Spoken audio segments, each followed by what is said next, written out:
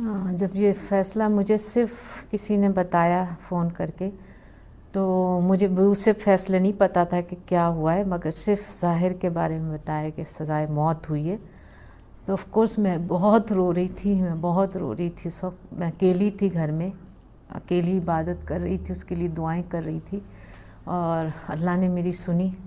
और अल्लाह का लाख लाख शुक्र है। मगर मैं बहुत ज़्यादा वो थी कि कम से कम इसको सज़ा। फिर बाद में पता चला कि जितने लोग उनको रहा कर दिया गया है, उस पर ज़रा सा बहुत ज़्यादा डिसअपॉइंटमेंट हुई कि वो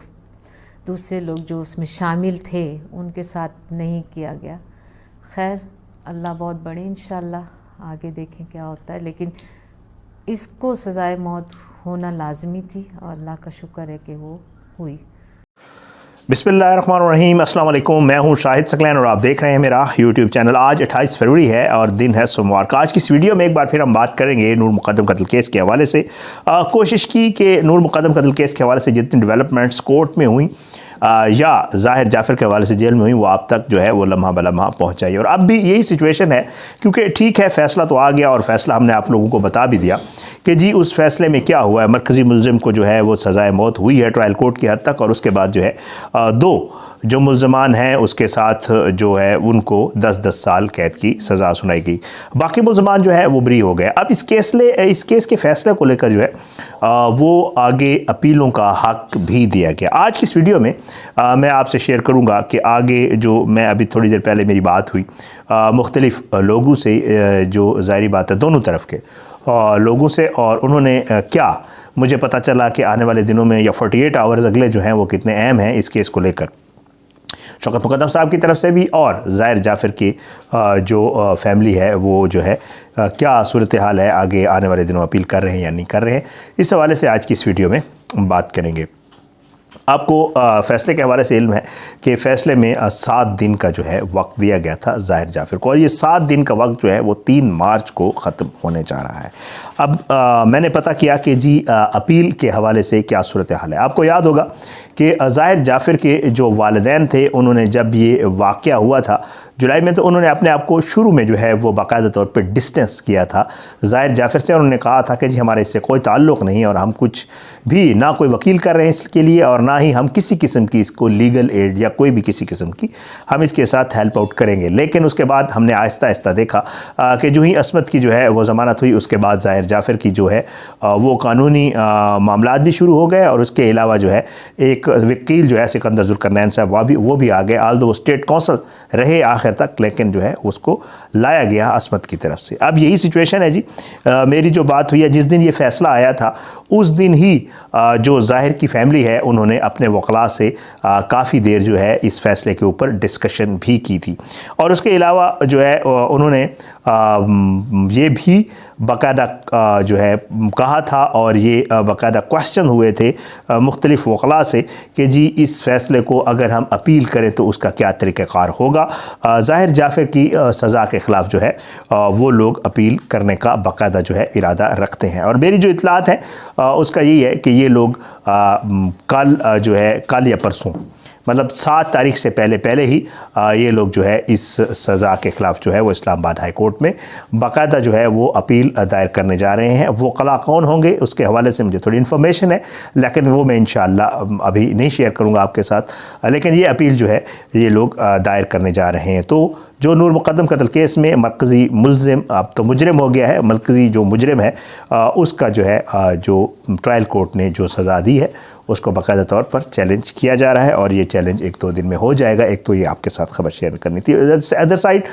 जो शौकत मुक़द्दम साहब की तरफ से है उसमें ज़ाहिर है जिस दिन ये फ़ैसला आया था शौकत मुक़द्दम साहब से मैंने भी बात की थी, आपको सुनाई भी थी, और उसके अलावा भी हमारी जो बातचीत हुई थी उनकी फ़ैमिली से, शौकत मुक़द्दम साहब से, उनका ये पॉइंट ऑफ व्यू था कि वो लोग ज़ाहिर जाफ़र की जो सज़ा है उसके हद तक तो मुतमईन हैं, लेकिन जो बाकी लोग जो कि प्रोसिक्यूशन का भी और शौकत मुक़द्दम साहब का ये केस था कि जो बाकी लोग हैं जिन्होंने सहूलतकारी का जो है काम सर अंजाम दिया,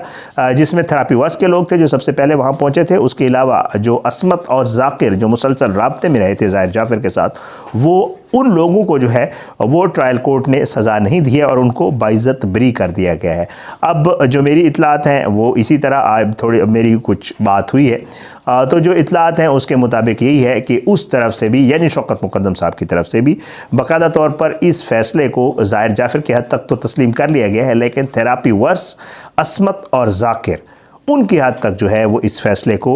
तस्लीम नहीं किया गया ट्रायल कोर्ट के को। और उसके हवाले से जो है जो शौकत मुक़द्दम साहब हैं उनके पास भी क्योंकि अपील का ज़्यादा वक्त है, तो वो भी उन्होंने वकला से भी अपनी जो है डिस्कशन की है इस फ़ैसले को लेकर। और उसके बाद जो है जो शौकत मुक़द्दम साहब हैं वो भी, उनकी फ़ैमिली भी जो है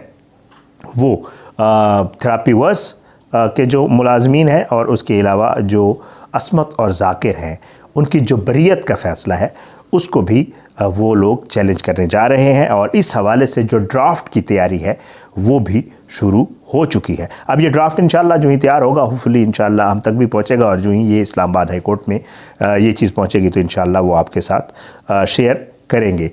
ये दो डेवलपमेंट्स थी जो नूर मुक़द्दम कत्ल केस को लेकर, क्योंकि जिस दिन ये फ़ैसला आया था उस फ़ैसले को जो है ज़ाहिर है उस दिन भी बाकायदा तौर पर जो ज़ाहिर जाफ़र की फ़ैमिली के लोग हैं हमने उनसे बात करने की कोशिश की थी, क्योंकि ज़ाहिर है जब वो अदालत में मौजूद होते थे तो हमारा उनसे बातचीत होती थी और हम यही जानना चाह रहे थे इस फ़ैसले के रद्द-ए-अमल के हवाले से, लेकिन हम वो आप तक नहीं पहुंचा सके थे क्योंकि वो लोग फ़ौरन ही जो ही ये फ़ैसला आया अस्मत और ज़ाकिर की जो रिहाई की जो है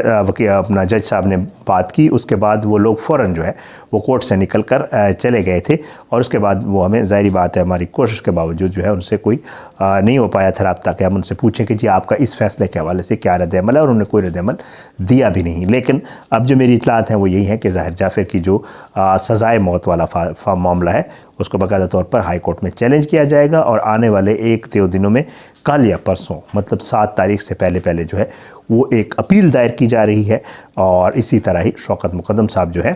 वो भी इस मामले को लेकर जो है वो हाई कोर्ट में जाने का इरादा रखते हैं। लेकिन ज़ाहिर जाफ़र का क्योंकि वक्त कम है, 7 तारीख तक उनके पास 3 तारीख तक उनके पास 7 दिन थे, इसलिए जो ज़ाहिर जाफ़र की फ़ैमिली की तरफ से वो है अपील जो है वो पहले आ जाएगी। ये जो सिचुएशन है नूर मुक़द्दम कत्ल केस की, आप लोग भी हमेशा कहते रहते हैं और हमारी भी यही कोशिश है कि इंशाअल्लाह मज़ीद जितनी भी इस केस में डेवलपमेंट्स होंगी वो आपके साथ शेयर ज़रूर किया करेंगे। जहाँ तक ज़ाहिर जाफ़र का मामला है उसको जो है उसी दिन ही, जिस दिन उसको सज़ा हुई थी उसी दिन ही उसके जो क्लोथेस हैं, कपड़े हैं, वो चेंज करवा के, क्योंकि ये अब तक जब तक उसके सज़ा नहीं हुई थी तब तक उसको हाई सिक्योरिटी बैरक में ज़रूर रखा गया था, लेकिन वो अपने ही जो उसके कपड़े पहने हुए होते थे वो उसी में ही अदालत भी आता था और उसी में ही वहाँ पे भी बैरक में भी होता था। लेकिन अब क्योंकि उसको बाकायदा तौर पे सज़ा हो गई है तो जिस दिन उसको सज़ा हुई है उसी दिन उसको वापस ले जाके उसके जो कपड़े हैं वो भी तब्दील किए गए और उसको कैदियों के कपड़े पहना कर जो डेथ सेल है, इतलात यही है कि उसमें उसको शिफ्ट कर दिया गया है। बहरहाल ये सिचुएशन है नूर मुक़द्दम कत्ल केस को लेकर, और इंशाअल्लाह इस हवाले से मज़ीद भी जितनी चीज़ें जो है वो सामने आएंगी आपके साथ ज़रूर शेयर किया करेंगे। आज की इस वीडियो से इतना ही, आने वाली किसी वीडियो तक के लिए इजाज़त दें। अपनी दुआओं में याद रखा करें, आपकी फ़ीडबैक का भी इंतज़ार होता है, और अल्लाह पाकिस्तान का हामी नासिर, इसके ख़िलाफ़ साजिशें करने वालों को नस्त नाबूद करे। अल्लाह ज़ालिमों को इबरत का निशान बनाए, मज़लूमों को इंसाफ मिले। इंशाअल्लाह अगली वीडियो तक इजाज़त दें। पाकिस्तान ज़िंदाबाद। अल्लाह हाफ़िज़।